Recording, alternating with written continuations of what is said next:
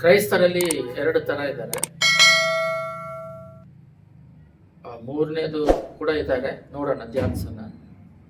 ಮೊದಲನೇದಾಗಿ ಕ್ರೈಸ್ತರಲ್ಲಿ religious Christian ಅಂತ ಹೇಳ್ತಾರೆ. ಅಂದರೆ CSI, ಕ್ಯಾಥಲಿಕ್ಕು, ಇವರೆಲ್ಲ ಕೊಲೊಸ್ಸೆ 2:8 ಕ್ರಿಸ್ತನನ್ನು ಅನುಸರಿಸದೆ, ಅಂದರೆ ದೇವರೇ ಮಾತೆ ಈ ಬೈಬಲ್ ಅಲ್ಲಿ ಕೊಟ್ಟಿರುವುದು, ಇದನ್ನ ಅವರು ಅಳವಡಿಸ್ಕೊಂಡು ದೇವ್ರು ಏನು ಬೈಬಲಲ್ಲಿ ಕೊಟ್ಟಿದ್ದಾರೋ ಅದನ್ನ ಓದಿ ಆ ಥರ ನಡೆಯೋದನ್ನ ಬಿಟ್ಬಿಟ್ಟು ಇದು ದೇವರನ್ನ ಬೆಂಬಡಿಸುವವರು. ರಿಲಿಜಿಯಸ್ ಕ್ರಿಶ್ಚಿಯನ್ ಅನ್ನೋರು ಅವರೇ ಒಂದು ಸಂಪ್ರದಾಯಗಳನ್ನ ಮಾಡ್ತಾರೆ. ಇಲ್ಲೇ ಇದೆ, ಮನುಷ್ಯರ ಸಂಪ್ರದಾಯಗಳನ್ನು ಪ್ರಾಚೀಕ ಬಾಲ ಬೋಧನೆಯನ್ನು ಅನುಸರಿಸುವವರು. ಅವರೇ ಬೈಬಲಲ್ಲಿ ಇರೋದೇ ಇಲ್ಲ, ಅವರೇ ಸ್ವಂತಷ್ಟವಾಗಿ ಅವರೇ ಸಭೆಯಲ್ಲಿ ತಗೊಂಬಂದು ಇಟ್ಕೊಂಡು ಆಚರಿಸ್ತಾ ಇರೋದು, ಔಟ್ ಸೈಡಿಂದ ಒಳಗೆ ಬರೋದು. ಆ್ಯಕ್ಚುಲಿ ದೇವರ ಒಂದು ಪ್ಲ್ಯಾನ್, ಉದ್ದೇಶ ಏನಂದರೆ ದೇವರ ಮಾತು ಮನುಷ್ಯರ ಹೃದಯದಲ್ಲಿ ಸ್ವೀಕರಿಸ್ಕೊಂಡು ಅವರು ಆ ರೀತಿ ಬಾಳಬೇಕು. ಸಮಾಜಗಳಲ್ಲಿ ದೇವರನ್ನ ಅರಿದೇ ಇರುವವರು, ಗೊತ್ತಿಲ್ಲದವರಿಗೆ ಅದನ್ನು ಸ್ಪ್ರೆಡ್ ಮಾಡಬೇಕು, ಅದನ್ನು ತಿಳಿಸ್ಕೊಡಬೇಕು. ಆದರೆ ಇಲ್ಲೇನು ನಡೀತಿದೆ ಅಂದರೆ ಬೈಬಲಲ್ಲಿರೋದನ್ನು ಅನುಸರಿಸೋದಕ್ಕಿಂತ ಔಟ್ಸೈಡಿಂದ ಅವರ ಮಾತುಗಳು, ಅವರ ಒಂದು ಸಂಪ್ರದಾಯಗಳೆಲ್ಲ ಸಭೆ ಒಳಗೆ ತಗೊಂಡು ಅನುಸರಿಸ್ತಾ ಇರ್ತಾರೆ. ಉದಾಹರಣೆಗೆ ಹೇಳ್ಬೇಕಂದ್ರೆ ಕ್ರಿಸ್ಮಸ್, ಅವತ್ತಿನ ದಿನದಲ್ಲಿ 25 ತಾರೀಕಿಗೆ ಯೇಸು ಹುಟ್ಟಿಲ್ಲ. ಮತ್ತು ಹುಟ್ಟಿಲ್ಲ ಯಾಕೆ ಆಚರಿಸ್ತಾರೆ ಅಂದರೆ ಅದೊಂದು ಸಂಪ್ರದಾಯ. ಅದು ರೋಮರಲ್ಲಿ ಒಂದು ಸಂಭವ ನಡೀತತೆ. ಆ ಸಂಭವ ಏನಂತ ಹೇಳಿದ್ರೆ, ಆ ಸಂಭವ ಏನಂದ್ರೂ ಗ್ರೀಕ್ನವರು ಮತ್ತು ಬೇರೆಯವರೆಲ್ಲ ಯೇಸು ಸ್ವಾಮಿ ನಂಬ್ಕೊಂಡು ಬಂದಾಗ ಇಲ್ಲಿ ಫೆಸ್ಟಿವಲ್ ಇಲ್ಲ. ಫೆಸ್ಟಿವಲ್ ಇಲ್ಲದೆ ಇರೋದ್ರಿಂದ ಅವರು ಫೆಸ್ಟಿವಲ್ ಮಾಡೋದ್ರಿಂದ ವಾಪಸ್ ಹೋಗ್ತಾರೆ ಅಂತೇಳಿ ಕ್ರಿಸ್ಮಸ್ ಅಂತೇಳಿ ಇಟ್ಬಿಟ್ರು. ನೋಡ್ರಿ, ಇಂಡಿಯಾದಲ್ಲಿ ಗಾಂಧಿ ಜಯಂತಿ ಅಂತಾರೆ. ಗಾಂಧಿ ತಾತ ಹುಟ್ಟಿದ್ದಕ್ಕೇನೆ ಒಂದು ಫೆಸ್ಟಿವಲ್ ಅಂತ ಮಾಡ್ತಾರೆ. ಜವಾಹರ್ಲಾಲ್ ನೆಹರು ಹುಟ್ಟಿದ ದಿನ ಚಿಲ್ಡ್ರನ್ಸ್ ಡೇ ಅಂತೇಳಿ ಮಾಡ್ತಾರೆ. ಒಂದು ಮನುಷ್ಯ, ಮೃಗಗಳಿಂದ ಹಿಡಿದು ಮನುಷ್ಯರಿಂದ ಎಲ್ಲರೂ ಹುಟ್ಟುತ್ತಾರೆ, ಅದೇನು ದೊಡ್ಡ ವಿಷಯ ಅಲ್ಲ. ಅದು ದೇವ್ರು ಹುಟ್ಟಿದ್ದಾರೆ ಅಂತ ಹೇಳ್ಬಿಟ್ಟು ಕ್ರಿಸ್ಮಸ್ ಅಂತೇಳಿ ಪ್ರಪಂಚ ಪೂರ್ತಿ ಮಾಡ್ತಾರೆ. ಬಟ್ ಆ ಡೇಟಲ್ಲಿ ಹುಟ್ಟಿಲ್ಲ. ಅಂದರೆ ದೇವ್ರು ಹುಟ್ಟಿರೋದು ನಿಜ, ಬಟ್ ಆ ಡೇಟಲ್ಲಿ ಹುಟ್ಟಿಲ್ಲ. ಎರಡನೇದು, ಆಚರಿಸ್ರಿ ಅಂತ ಹೇಳಿಲ್ಲ ದೇವರು, ಅದು ಕಮರ್ಷಿಯಲ್ ಬಿಸ್ನೆಸ್ ಆಗಿ ಮಾಡ್ತಾ ಇದ್ದಾರೆ. ಯಾವತ್ತು ಡೈಲಿ ಅವ್ರನ್ನ ನಾವು ಎನ್ಕೌಂಟರ್ ಅಂತ ಹೇಳ್ತಾರೆ, ಐಕ್ಯತೆಯಲ್ಲಿ ಜೀವಿಸಬೇಕು. ಅವ್ರು ಡೈಲಿ ನಮ್ಮ ಹೃದಯಾಂತರಾಳದಲ್ಲಿ ಹೊಸದಾಗಿ ಹುಟ್ಟುತ್ತಾ ಇರಬೇಕು, ಅವ್ರ ಫೆಲೋಶಿಪ್ಪಲ್ಲಿ ಬೆಳಿಬೇಕು. ಅದನ್ನು ಬಿಟ್ಟು ಸರಿ ಈ ಹಬ್ಬ ಒನ್ ಟೈಮ್ ಮಾಡ್ತಾರೆ, ಈ ಒಂದು ದಿನ ಮಾಡೋದ್ರಿಂದ ಏನಾಗುತ್ತೆ, ಆ ಒಂದು ದಿನಕ್ಕೆ ಪ್ರಾಮುಖ್ಯತೆ ಕೊಡ್ತಾರೆ. ಬೇರೆ ದಿನ ಅವರ ಶರೀರದಲ್ಲಿ, ಮಾಂಸದಲ್ಲಿ, ಅವರ ಒಂದು ಯೋಚನೆಗಳಲ್ಲಿ ಹಬ್ಬ ಮುಗೀತು ಅನ್ನಿದ ತಕ್ಷಣ ಒಂದು ಬಲಹೀನತೆ ಬರುತ್ತೆ. ಏನೇನು ಹಬ್ಬ ಯೇಸು ಮುಟ್ಟಿದ್ರು ಹೋದ್ರು ಅಂತ. ಆ ದಿನ ಮಾತ್ರ ಏನು ಸ್ಟಾರ್ ಹಾಕೋದೇನೋ, ಕ್ರಿಸ್ಮಸ್ ತಾತ ಅಂತೇಳಿ ಫೆಸ್ಟಿವಲ್ ಮಾಡಿ ತಿನ್ನೋದೇನೋ, ಡ್ರೆಸ್ ಮಾಡೋದೇನೋ ಅಂತಾರೆ. ಅಂದರೆ ಆ ಫೆಸ್ಟಿವಲಿಗೆ ಪ್ರಾಮುಖ್ಯತೆ ಕೊಡೋದ್ರಿಂದ, ಆ ಒಂದು ದಿನಕ್ಕೆ ಪ್ರಾಮುಖ್ಯತೆ ಕೊಡೋದ್ರಿಂದ ಬೇರೆ ದಿನಗಳನ್ನು ಅವರು ಅಸಡ್ಡೆ ಕ್ಯಾರ್ಲೆಸ್ ಮಾಡ್ತಾರೆ. ದೇವರು ಬಂದು 365 ದಿನದಲ್ಲೂ ದೇವರನ್ನ ಧ್ಯಾನಿಸೋದಕ್ಕೆ ಇಟ್ಟಿದ್ದಾರೆ. ಅವರು ಆಚರಿಸಿ ಅಂತಲೂ ಹೇಳಿಲ್ಲ, ಅವತ್ತು ಹುಟ್ಟು ಇಲ್ಲ. ಎರಡನೇದಾಗಿ ಗುಡ್ ಫ್ರೈಡೆ. ಅಂದರೆ ಅವತ್ತು ಮಾತ್ರ ಗುಡ್ಡು, ಬಿಕ್ಕಿದ್ದೆಲ್ಲ ಫ್ರೈಡೆ ಅಲ್ಲ, ಬ್ಯಾಡ್ ಆ ಥರ ಅಲ್ಲ. ಅವರು ದೇವರು ನಮ್ಮ ಜೀವನದಲ್ಲಿ ಯಾವುದನ್ನು ಮಾಡ್ರಿ, ಯಾವುದನ್ನು ಮಾಡಬೇಡ್ರಿ ಅಂದ್ರೆ ಅದನ್ನು ಮಾಡಬಾರ್ದು. ಗುಡ್ ಫ್ರೈಡೆ ಆಚರಿಸಿ ಅಂತ ಹೇಳಿಲ್ಲ.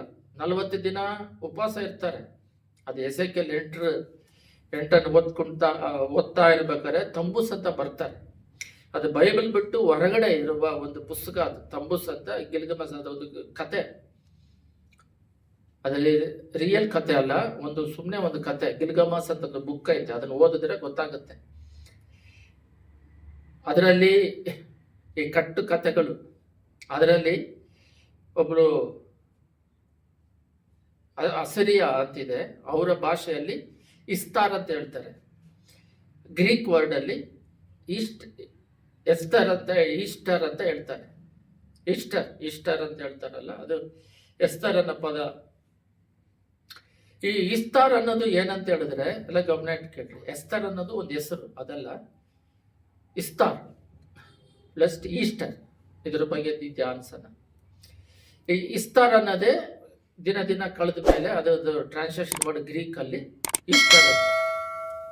ಅವಳು ಯಾರ ಮದುವೆ ಆದರೂ ಸತ್ತೋಗ್ತಾರಂತೆ ಗಂಡಂದಿರು. ಅದಕ್ಕೆ ಅವನು ಒಂದು ರಾಜ ಅವನ್ನ ಮದುವೆ ಮಾಡ್ಕೊಳಕ್ಕಿದ್ದಾಗ ಅವನು ಬೇಡ ಅಂತೇಳಿ, ಗಿಲ್ಗಮಸ್ ಅವನು ಬೇಡ ಅಂತೇಳಿ, ನಾನು ಮದುವೆ ಆದ್ರೆ ಸತ್ತೋಗ್ತೇನೆ ಅಂತ ಹೇಳಿದ್ದಕ್ಕೆ ಅವನು ಮದುವೆ ಮಾಡದೇ ಅವನ ಪೀಡಿಸಿದ್ರಾದ್ರೂ ಅವ್ನು ಮಾಡ್ಕೊಳ್ದೇ ಇದ್ದಿದ್ದಕ್ಕೆ ಮಗನ್ನೇ ಮದುವೆ ಮಾಡ್ಕೊಂಡವಳು. ತಂಬುಸೆ ತಾಯಿ ಪ್ಲಸ್ ಮದುವೆ ಮಾಡ್ಕೊಂಡಿರೋ ಗಂಡ. ಅದೊಂದು ಕಟ್ಟು ಕತೆ. ಮಗ ಎಲ್ಲೋ ಬೇಟೆ ಆಡಕ್ಕೆ ಹೋದಾಗ ಸತ್ತಾಗ, ನಾನು ಬೇಟೆ ಆಡಕ್ಕೆ ಹೋಗ್ಬೇಕಾದ್ರೆ ಅವನ್ನ ನಾನು ಕರ್ಕೊಂಬರ್ತೀನಿ, ಸತ್ತಿರೋನ್ನ ನಾನು ಮತ್ತೆ ಮೊಟ್ಟೆ ಒಳಗಡೆ ಹೆಂಗೆ ಮರಿ ಬರುತ್ತಾ ಆ ರೀತಿ ಅವನ್ನ ನಾನು ಕಾಪಾಡ್ಕೊಂಬರ್ತೀನಿ ಅಂತೇಳಿ ಇವ್ರೇನ್ ಮಾಡ್ತಾರೆ ಅಂತ ಹೇಳಿದ್ರೆ, ಹೋಗಿ 8 ತಂಬೂಸ್ ಬಂದ್ಬಿಟ್ಟು ಇದರಲ್ಲಿ ಇರುತ್ತೆ, 8:14 ತಂಬೂಸ್ ಅಂತಿದೆ. ಈಗ ಅಲ್ಲಿ ಸ್ತ್ರೀಯರು ತಂಬೂಸ್ ದೇವತೆಗೋಸ್ಕರ ಅಳುತ್ತಾ ಕೂತಿದ್ದರು. ಅಂದ್ರೆ 40 ದಿನ ಅಳುತ್ತಾ ಕೂತಿರ್ತಾರೆ. ಆದ್ರೆ ಈಸ್ಟರ್ ಅಂತ ಹೇಳಿದಾಗ ಯೇಸು ಸ್ವಾಮಿ ಅದ್ರ ಹಿಂದಿನ ದಿನ 40 ದಿನ ಉಪವಾಸ ಇದ್ದಿದ್ದು ಎಲ್ಲೂ ಇಲ್ಲ. ಬಟ್ ಇವ್ರು ಈಸ್ಟರ್ ದಿನ ಅವ್ರು ಏನ್ ಹೇಳ್ತಾರೆ, ನನಗೋಸ್ಕರ ಅಳ್ಬೇಡ್ರಿ, ನಿಮಗೋಸ್ಕರ ನಿಮ್ಮ ಮಕ್ಕಳಿಗೋಸ್ಕರ ಅಳ್ರಿ ಅಂದ್ರು. ಇವ್ರೇನ್ ಮಾಡ್ತಾ ಇದಾರೆ ಅಂತ ಹೇಳಿದ್ರೆ, ಆ 40 ದಿನ ದುಃಖದಲ್ಲಿ ಇದ್ದೀನಂತ ಅವತ್ತು ಶುಕ್ರವಾರ ಒಬ್ರು ಮಟನ್ ತಿನ್ನಲ್ಲ, 40 ದಿನ ಮಟನ್ ತಿನ್ನೋದಿಲ್ಲ. ಮತ್ತೆ ಅವತ್ತು 7 ಮಾತಾಡಿದ್ರು, 7 ಮಾತಾಡಿದ್ರ ಬೇರೆ ಕೂಡ ಮಾತಾಡಿರ್ತಾರೆ. ಮತ್ತೆ ಸತ್ಯ 3ನೇ ದಿನ ಎದ್ರು. ಅದು ರಿಸರೆಕ್ಷನ್ ಡೇ, ಪುನರುತ್ಥಾನ ದಿನ. ಅಂದ್ರೆ ನಾನು ಯಾವುದು ತಪ್ಪಾಗಿ ಹೇಳ್ತಿಲ್ಲ. ಈ ಕ್ರಿಸ್ಮಸ್ ಅನ್ನೋದನ್ನ ದಿನಾಲು ಯಾಕೆ ಆಚರಿಸೋದಿಲ್ಲ? ಡೇಟ್ಗಳು ಕೊಟ್ಟಿದ್ದಾರೆ ದೇವರು. ಯಾವ್ಯಾವ ದಿನ ನೋವನ ಕಾಲದಲ್ಲಿ ಮಳೆ ಬಂತಂತ ಹೇಳ್ಬಿಟ್ಟು, ಯಾವ್ಯಾವ ವರ್ಷದಲ್ಲಿ ನೆಬೂಕದ್ನೆಚ್ಚರ್ ಬಂದು ಇಸ್ರೇಲ್ನ ಹಾಳು ಮಾಡಿದ್ರಂತ ವರ್ಷದ ಸಮೇತ ಡೇಟ್ ಸಮೇತ ಇದೆ. ಇವಾಗ ಯೇಸುಸ್ವಾಮಿ ಹುಟ್ಟಿರೋ ದಿನವನ್ನು ಅವರು ಮರೆಮಾಚಿದ್ರು. ಯಾಕೆ ಆಚರಿಸಬಾರ್ದಂತ ಇವರು ಅದನ್ನ ಹುಡುಕಿ ಇವರು ಸಿಗಲಿಲ್ಲದಕ್ಕೆ ಇವರೇ ಒಂದು ದಿನ ಇಟ್ಕೊಂಡು ಆಚರಿಸ್ತಾ ಇದ್ದಾರೆ. ಅದು ತಪ್ಪು.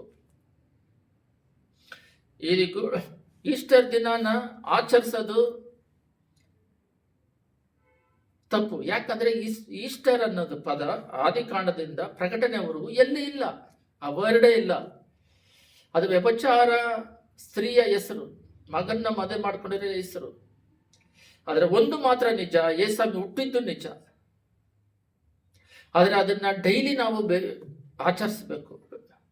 ಅವ್ರು ಸತ್ತಿದ್ದು ನಿಜ. ಅವ್ರು ಸತ್ತಿರೋದ್ರಿಂದ ಎಷ್ಟೋ ಜನಗಳು ಪಾಪದಿಂದ ಬಿಡುಗಡೆ ಹೊಂದಿ,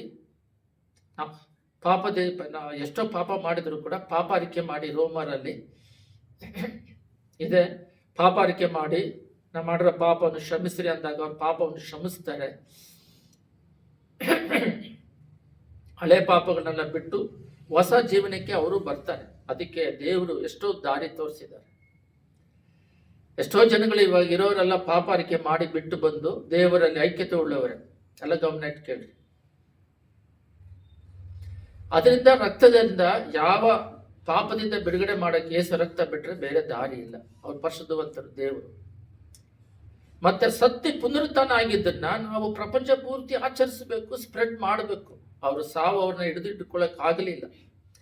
ಪ್ರಪಂಚದಲ್ಲಿ ಪ್ರಾರಂಭದಿಂದ ಇದುವರೆಗೂ ಒಂದು ಸಮಯ ಸತ್ಯ ಎದ್ರು ಕೂಡ ಮತ್ತೆ ಸಾಯ್ತಾನೆ. ಅವರದ್ದು ಸಮಾಧಿ ಇರುತ್ತೆ. ಯೇಸು ಸ್ವಾಮಿ ಮಾತ್ರ ಸತ್ಯ ಎದ್ದಿದ್ದಾರೆ. Is not here, is resurrected ಅಂತ ಅವ್ರದ್ದು ಸಮಾಧಿ ಮೇಲೆ ಬರೆದಿದ್ದಾರೆ ಇಸ್ರೇಲಲ್ಲಿ. ಅಂತ ಒಂದು ದೊಡ್ಡ ದೇವರ ಇನ್ನೂ ಆಡಂಬರವಾಗಿ ಸ್ಪ್ರೆಡ್ ಮಾಡ್ಬೋದು. ಯಾವ ರೀತಿ ಸ್ಪ್ರೆಡ್ ಮಾಡ್ಬೋದು ಅಂದ್ರೆ ಹೇಳ್ಬೋದು, ಕ್ರಿಸ್ಮಸ್ಗೆ ಮಾಡುವ ರೀತಿ ಇದಕ್ಕೆ ಹೇಳ್ಬೋದು. ಹುಟ್ಟಿದವರು ಅಂದ್ರೆ ಎಲ್ಲರೂ ಹುಟ್ಟುತ್ತಾರೆ.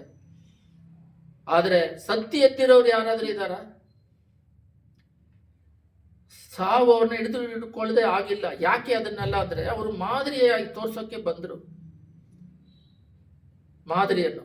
ಆದರೆ ನಾವೇನ್ ಮಾಡ್ತಾ ಇದೀವಿ ಅಂದ್ರೆ ಕ್ರಿಸ್ಮಸ್ ಆಚರಿಸೋದು ಬಿಟ್ಟು ಅವ್ರು ಆಚರಿಸಂತ ಹೇಳಿದ್ದು ಏನಂದ್ರೆ ಪ್ರಭುರಾತ್ರಿ ಭೋಜನ ಕನ್ಫರ್ಮೇಶನ್ ಅಂದ್ರೆ ತಗೊಂಡು ನಾವು ಅವರ ರಕ್ತವನ್ನು, ಅವರ ಶರೀರವನ್ನು ಒಬ್ಬೊಬ್ಬರು ಪ್ರತಿ ವಾರನೂ ಅದನ್ನು ಸಭೆಯಲ್ಲಿ ಆಚರಿಸ್ತಾರೆ. ತಿಂಗಳಿಗೆ 1 ಟೈಮ್ ಆಚರಿಸ್ತಾರೆ. ಪ್ರತಿ ವಾರ ಆಚರಿಸೋದು ತಪ್ಪಿಲ್ಲ. ಭಾನುವಾರನೂ ತಿಂಗಳಿಗೆ 1 ಟೈಮ್ ಮಾಡಿದ್ರೂ ತಪ್ಪಿಲ್ಲ. ಬಟ್ ಪ್ರತಿ ಭಾನುವಾರ ಆದರೆ ಪ್ರತಿ ಭಾನುವಾರ ಅವ್ರು ನೆನೆಸ್ತಾರೆ, ನಿಮಗೋಸ್ಕರ ಕಲ್ವಾರಿ ಸಿಲುವೆಯಲ್ಲಿ ಸುರಿಸಿದ ಯೇಸುವಿನ ರಕ್ತವನ್ನು ಶರೀರವನ್ನು ಪಾನ ಮಾಡ್ರಿ ಅಂಥೇಳಿ ಅದನ್ನು ಮಾಡಬೇಕಾದ್ರೆಲ್ಲ ದೇವ್ರನ್ನ ನೆನೆಸ್ಕೊಂಡು ದೇವರ ಬರುವಿಕೆವರೆಗೂ ನನ್ನ ನೆನೆಸಿರಿ ಅಂತೇಳಿ ಜೀವ ಕೊಟ್ಟು ಅಷ್ಟು ಪ್ರೀತಿ ಕೊಟ್ಟು ಪ್ರಾಣ ಕೊಟ್ಟಿದ್ದಾರೆ. ಅವ್ರು ಮಾಡಿರೋ ಉದ್ದೇಶಗಳಿದೆ. ಆ ಉದ್ದೇಶಗಳನ್ನು ನಮ್ಮ ಜೀವಿತದಲ್ಲಿ ಅಳವಡಿಸ್ಕೊಂಡು ಬಾಳಬೇಕು ಹೊರತು ಅದನ್ನ ಆಚರಿಸಕ್ಕಾಗೋದಿಲ್ಲ. ಒಂದು ದಿನ ಆಚರಿಸಿದ ಮೇಲೆ ಮತ್ತೆ ನಾವು ಆಚರಿಸೋದನ್ನ ಬಿಟ್ಟು ಬಿಡ್ತೀವಿ. ಅದರಿಂದ ಈ ಕ್ರಿಸ್ಮಸ್ ಆಚರಿಸ್ಬೇಕಾದ್ರೆ ಮನೆ ಮನೆಗೆ ಹೋಗೋದು, ತಟ್ಟೆ ತಗೊಂಡು ಅವ್ರಿಗೆ ದುಡ್ಡು ಕೇಳೋದು, ಕ್ರಿಸ್ಮಸ್ ತಾತ ಅನ್ನೋರು ಬೈಬಲಲ್ಲಿ ಇಲ್ಲ.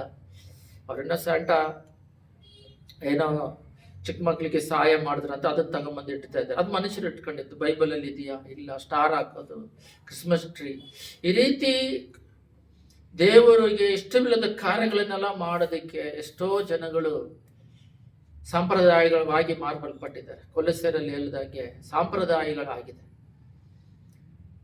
ಇದು ಕೂಡ 40 ದಿನ ಉಪವಾಸ ಇರೋದು, ಮತ್ತೆ ಆ ಪದ ಯೂಸ್ ಮಾಡಬಾರ್ದು. ಅಂದ್ರೆ ಒಂದು ಸಮಯ ನಾವು ಡೈಲಿ ಈ ಸಿಲುಬೆಯನ್ನು, ಡೈಲಿ ಅವ್ರು ಹುಟ್ಟಿರೋದನ್ನು, ಡೈಲಿ ಅವ್ರ ಪುನರುತ್ಥಾನ ದಿನವನ್ನು ದಿನಾಲು ಆಚರಿಸಬೇಕು. ಆದರೆ ಪುನರುತ್ಥಾನವಾಗಿರುವ ದೇವರನ್ನ ನಾವು ಸ್ಮರಿಸ್ಕೊಂಡು ಯಾವತ್ತೂ ನಾವು ಅವ್ರನ್ನ ಮರೆದಂಗೆ ಧ್ಯಾನಿಸ್ಕೊಳ್ತಾ ಇರಬೇಕೆ ಹೊರತು ಒಂದು ದಿನಕ್ಕೆ ಪರಿಮಿತವಾಗಿ ಅದರೊಳಗಡೆ ಸಿಕ್ಸಾಕ್ಬಿಟ್ಟು ಈ ಪದ ಯೂಸ್ ಮಾಡಬಾರ್ದು. ಒಂದು ವ್ಯಭಿಚಾರ ಸ್ತ್ರೀಯ ಹೆಸರು ಈಸ್ಟರ್ ಅನ್ನೋದನ್ನು ಉಪಯೋಗಿಸಿದಾಗೆ ಪುನರುತ್ಥಾನದ ದಿನ, ರಿಸರೆಕ್ಷನ್ ಡೇ, ನಾನು ದೇವರ ಆತ್ಮಿಕದಲ್ಲಿ ಬೆಳೆದ ಸಭೆ ಹೊಸನ ಮಿನಿಸ್ಟ್ರಿಯಲ್ಲಿ ಹಿಂದೆ ಬರೆದಿರ್ತಾರೆ, మేము పునరుత్థానమైన క్రీస్తును ప్రకటిస్తున్నాము. ಪುನರುತ್ಥಾನವಾದ ದೇವರನ್ನು ನಾವು ಪ್ರಕಟ ಮಾಡ್ತಾ ಇದ್ದೇವೆ ಅಂತ. ಇಂಗ್ಲಿಷಲ್ಲಿ ವಿ ಪ್ರೀಚ್ ರಿಸರೆಕ್ಟೆಡ್ ಗಾಡ್ ಅಂತ. ಅಂದರೆ ನಾವು ದೇವರ ಬಗ್ಗೆ ಹೇಳೋರು ಬಂದು ಸತ್ಯ ಎದ್ದಿರೋರ ಬಗ್ಗೆ ಮಾತಾಡ್ತೀವಿ ಅಂತ, ಸುವಾರ್ತೆ ಹೇಳ್ತೀವಿ ಅಂತ. ಅಂದರೆ ಸತ್ಯ ಎದ್ದಿರುವ ದೇವರನ್ನು ನಾವು ಪ್ರಕಟಪಡಿಸ್ತಾ ಇದ್ದೀವಿ ಅಂತ. ಅದು ಒಳ್ಳೆಯದು. ಆದರೆ ಸತ್ಯವನ್ನು ಅರಿವಿ ಸತ್ಯ ಬಿಡುಗಡೆ ಮಾಡುತ್ತದೆ. ಸತ್ಯದ ಪ್ರಕಾರ ನಾವು ನಡ್ಕೊಳ್ಳೋದು ಬೇರೆ ಇದೆ. ಸಂಪ್ರದಾಯದ ಪ್ರಕಾರ ಅಜ್ಞಾನದಿಂದ ಆಚರಿಸೋದು ಬೇಕಾದ್ರೆ. ಆಚರಿಸೋದಂದ್ರೆ ಹೆಂಗೆ ಆಚರಿಸ್ತೀರಾ? ಫೆಸ್ಟಿವಲ್ ಹೆಂಗೆ ಮಾಡೋಕ್ಕಾಗುತ್ತೆ? ಒಂದು ದಿನ ಊಟ ಮಾಡ್ತೀವಿ, ಮಾರನೇ ದಿನ ಊಟ ಮಾಡದೇ ಇರ್ತೀವ? ಅದೇ ಇವಾಗ ಎಲ್ಲ ದಿನನೂ ಬಿರಿಯಾನಿ ಮಾಡ್ತಾರೆ, ಎಲ್ಲಾದ್ರೂ ಎಲ್ಲೂ ಹೋದ್ರೂ ಸುಮ್ಮನೆ ಕೂಡ ಬಿರಿಯಾನಿ ತಿಂತೀವಿ, ಬಟ್ಟೆಗಳು ಸೆಂಟ್ರಲ್ಲಿ ಕೂಡ ಹಾಕೋತೀವಿ. ಅದರಿಂದ ಒಂದು ದಿನಕ್ಕೆ ಪ್ರಾಮುಖ್ಯತೆ ಕೊಟ್ಟು ಅವತ್ತು ಮಾತ್ರ ಅಂತ ಅಲ್ಲ, ಜೀವನ ಇಡೀ ದೇವರನ್ನು ಸ್ಮರಿಸುವ ದಿನವಾಗಿ ಮಾರ್ಪಡಬೇಕು. ಈ ಸಂಪ್ರದಾಯಗಳನ್ನು ಬಿಟ್ಟು ದಿನಾಲು ದೇವರ ಐಕ್ಯತೆಗೆ ನಾವು ಬೆಳಿಬೇಕು. ಆಮೇನ್.